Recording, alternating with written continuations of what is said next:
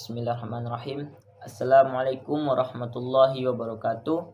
Perkenalkan, nama saya Rizky Alfarezi dengan NIM 12405024. Kelas B semester 1, Fakultas Usuluddin Adab dan Dakwah, dari program studi Komunikasi dan Penyiaran Islam. Pada video kali ini saya akan menjelaskan sejarah perkembangan bahasa Indonesia. Berikut penjelasannya. Sejarah bahasa Indonesia.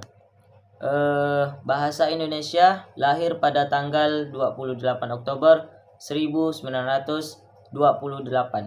Pada saat itu, pemuda dari berbagai pelosok Nusantara berkumpul dalam kerapatan dan berikrar, bertumpah darah yang satu, tanah Indonesia, berbangsa yang satu, bangsa Indonesia, dan menjunjung tinggi bahasa Indonesia, yaitu bahasa Indonesia, yang dikenal dengan Sumpah Pemuda. Pada tahun 1928 itulah bahasa Indonesia dikukuhkan kedudukannya sebagai bahasa nasional. Bahasa Indonesia dinyatakan kedudukannya sebagai bahasa negara pada tanggal 18 Agustus 1945, karena pada saat itu Undang-Undang Dasar 1945 disahkan sebagai Undang-Undang Dasar Negara Republik Indonesia. Dalam Undang-Undang Dasar 1945 disebutkan bahwa bahasa negara ialah bahasa Indonesia. Keputusan Kongres Bahasa Indonesia II tahun 1954 di Medan antara lain menyatakan bahwa bahasa Indonesia berasal dari bahasa Melayu. Bahasa Indonesia tumbuh dan berkembang dari bahasa Melayu yang sejak zaman dulu sudah dipergunakan sebagai bahasa perhubungan language French, bukan hanya di Kepulauan Nusantara, melainkan juga hampir di seluruh Asia Tenggara. Bahasa Melayu mulai dipakai di kawasan Asia Tenggara sejak abad ke-7. Bukti yang menyatakan itu ialah dengan ditemukannya prasasti di Kudukan Bukit Berangka tahun 683 Masehi, Palembang. Talang Tuo Berangka tahun 684 Masehi, Palembang.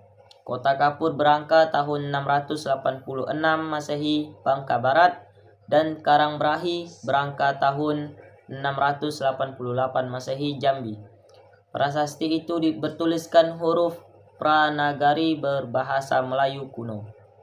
Bahasa Melayu kuno itu tidak hanya dipakai pada zaman Sriwijaya, karena di Jawa Tengah, Grandasuli, juga ditemukan prasasti Berangka tahun 832 Masehi, dan di Bogor ditemukan prasasti Berangka tahun 642 Masehi yang juga menggunakan bahasa Melayu kuno.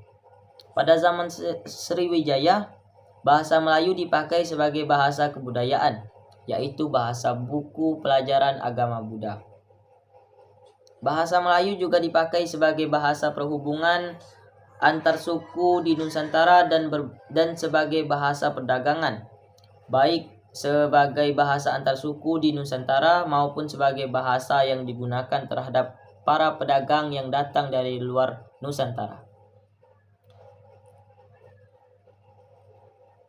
Perkembangan dan pertumbuhan bahasa Melayu tampak makin jelas dan dari peninggalan kerajaan Islam, baik yang berupa batu bertulis seperti tulisan pada batu nisan di Minye Tujuh, Aceh, Berangka tahun 1380 Masehi, maupun hasil susastra abad ke-16 dan ke-17 seperti syair Hamzah Fansuri, Hikayat Raja-Raja Pasai, Sejarah Melayu, Tajus Salatin, dan Bustanus Salatin.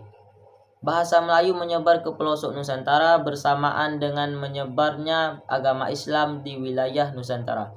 Bahasa Melayu mudah diterima oleh masyarakat Nusantara sebagai bahasa perhubungan antar pulau, antar suku, antar pedagang, antar bangsa, dan antar kerajaan karena bahasa Melayu tidak mengenal tingkat tutur. Jadi sekian dari penjelasan singkat saya mengenai sejarah perkembangan bahasa Indonesia Jika ada kesalahan dalam pengucapan dan penyampaian saya, harap dimaklumi karena saya masih belajar. Sekian, assalamualaikum warahmatullahi wabarakatuh.